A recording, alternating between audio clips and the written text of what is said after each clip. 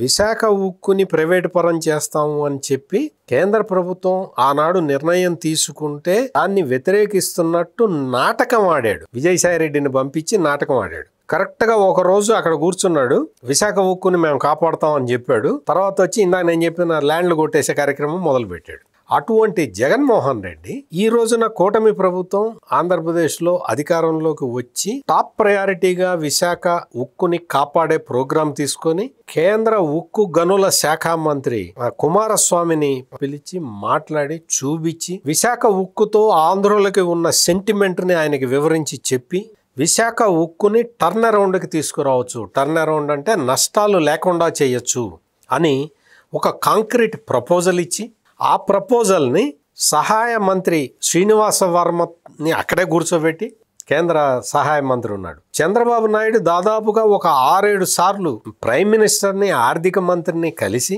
Revival ప్యాకేజీలో మా వాటా కూడా మేము ఇస్తాము అని ఒప్పుకున్న తర్వాత కేంద్ర ప్రభుత్వం విశాఖ ఉక్కుకి రివైవల్ ప్యాకేజీ ఇచ్చింది.